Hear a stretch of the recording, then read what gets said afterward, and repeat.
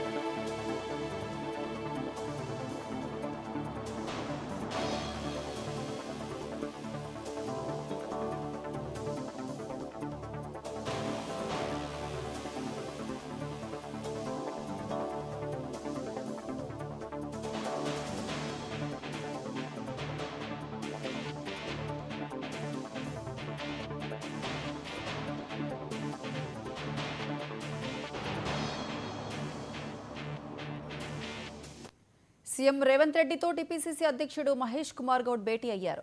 ఢిల్లీలో బీసీ ధర్నా పరిణామాలు, 42% రిజర్వేషన్ల అమలు కోసం తదుపరి కార్యాచరణపై చర్చించినట్లు తెలుస్తోంది. కార్పొరేషన్లు, కమిషన్ల డైరెక్టర్ పోస్టుల నియామకాలపై సీఎం రేవంత్ రెడ్డితో చర్చించినట్లు సమాచారం. ఇక దీనికి సంబంధించి పూర్తి అప్డేట్స్ మా ప్రతినిధి శ్రీనివాస్ లైవ్లో అందిస్తారు. శ్రీనివాస్. ప్రియాంక, ఈరోజు తెలంగాణ సీఎం రేవంత్ నివాసంలో తెలంగాణ టీపీసీసీ అధ్యక్షులు మహేష్ కుమార్ గౌడ్ భేటీ అయ్యారు. సుమారు గంటన్నర పాటు కూడా ఈ భేటీ కొనసాగింది. దీంట్లో పలు కీలక అంశాలపై కూడా చర్చ సాగినట్టు స్పష్టమవుతోంది. ఒకవైపు 42% బీసీ రిజర్వేషన్ల విషయంలో మరి అసెంబ్లీలో తీర్మానం చేసి రాష్ట్రపతికి పంపించిన నేపథ్యంలో రాష్ట్రపతి నుంచి కూడా ఇంతవరకు మరి ఒక క్లియరెన్స్ రాలేదు. At the same time cabinet భేటీలో కూడా ఈ అంశంపై ఆమోదం తెలిపిన తర్వాత కూడా మరి దాని పట్ల కూడా గవర్నర్కు ఆర్డినెన్స్ పంపించారు. ఆర్డినెన్స్ విషయంలో కూడా గవర్నరు మరి కేంద్ర హోంశాఖ పంపించడం కావచ్చు.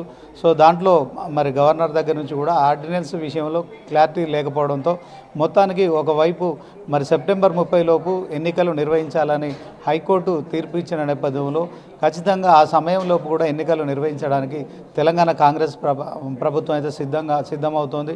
ఒకవైపు ప్రతిపక్షాలు కూడా మరి తెలంగాణ ప్రభుత్వంపై కూడా దండయాత్ర చేసినట్టుగా విమర్శలు చేస్తున్నారు.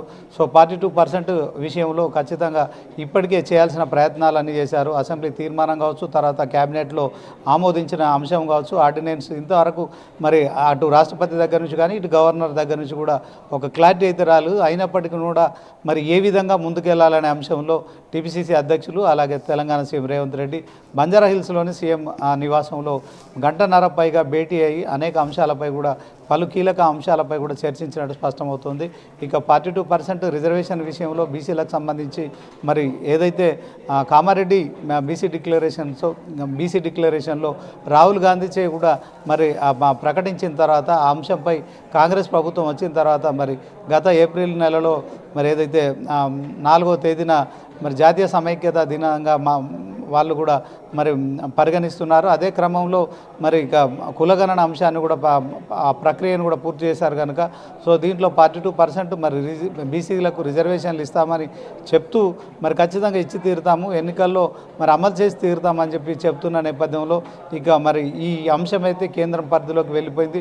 సో దీన్ని 42% బీసీ రిజర్వేషన్ అంశంలో 9th షెడ్యూల్లో పెట్టాలని కానీ తర్వాత ఖచ్చితంగా మరి రాష్ట్రపతి ఆమోదం కావాలని చెప్పి కూడా మరి ఇప్పటికే కాంగ్రెస్ గల్లీ నుంచి ఢిల్లీ వరకు కూడా మరి నిరసన దీక్షలు చేపట్టిన సంగతి మనకు తెలిసిందే.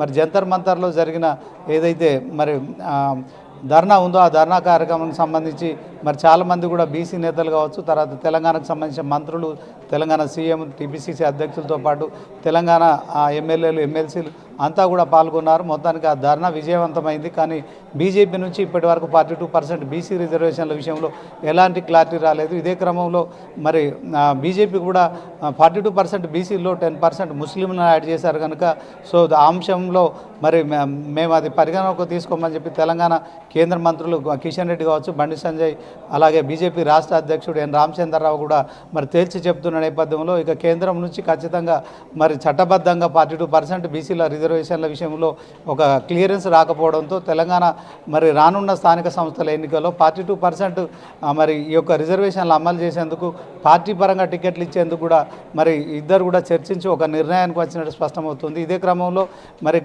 ఒక సస్పెన్స్కి అయితే కాంగ్రెస్ పార్టీ నుంచి 42% బీసీలకు మరి ఎన్నికల్లో టికెట్లు కేటాయించడం ద్వారా ఒక తాత్కాలికంగా బీసీలకు సంబంధించిన అంశంలో మేము న్యాయం చేస్తున్నామని చెప్పుకోవడానికి కూడా కాంగ్రెస్ ఆలోచిస్తున్నట్టు స్పష్టమవుతుంది. ఇదే అంశం మరి ఈ కీలక భేటీలో సీఎం అలాగే టీపీసీసీ ఇద్దరు కూడా మరి అంశంలో ఒక నిర్ణయానికి వచ్చినట్టు స్పష్టమవుతుంది. అదే క్రమంలో జూబ్లీహిల్స్ ఉప ఎన్నిక కూడా మరి అతి త్వరలో బీహార్ ఎన్నికలతో పాటు జరిగే అవకాశం ఉంది కనుక జూబ్లీహిల్స్ ఉప ఎన్నికపై కూడా మరి కాన్సన్ట్రేషన్ చేసినట్టు స్పష్టమవుతుంది.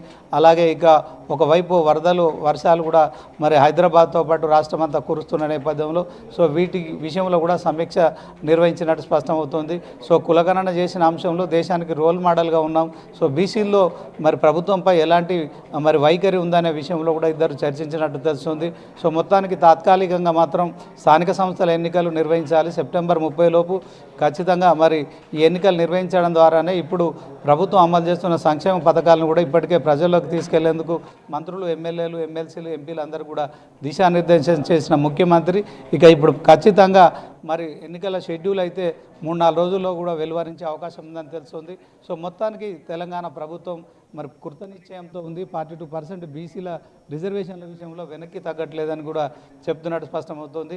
సో మొత్తానికి ఆ అంశాన్ని తీసుకొని మరి కేంద్రం మోకాలడ్డుతోంది కనుక బీజేపీ ఈ విషయంలో మరి తెలంగాణ రాష్ట్ర వ్యాప్తంగా కొంత మేము ఎంత బీసీల కోసం ప్రయత్నిస్తున్నప్పటికీ కూడా బీజేపీ కేంద్రంలో ఉండి సహకరించడం లేదని సంకేతాలు ఇస్తూ మరొక వైపు బీజేపీ, బీఆర్ఎస్ రెండు పార్టీలను కూడా టార్గెట్ చేస్తూ మరి స్థానిక సంస్థల ఎన్నికల్లో పూర్తిగా క్లీన్ స్వీప్ చేసే దిశగా కూడా మరి రేవంత్ సర్కార్ ఆలోచిస్తున్నట్టు తెలుస్తుంది. ఇదే క్రమంలో టీపీసీసీ అధ్యక్షులు అలాగే తెలంగాణ సీఎం రేవంత్ రెడ్డి భేటీ కావడం అయితే కీలక పరిణామంగా చెప్పుకోవచ్చు. సో ఈ భేటీలో ఖచ్చితంగా 42% బీసీలకు రిజర్వేషన్లు ఇవ్వాలనే అంశం అయితే కొలిక్కి వచ్చినట్టయితే తెలుస్తుంది. ప్రియాంక.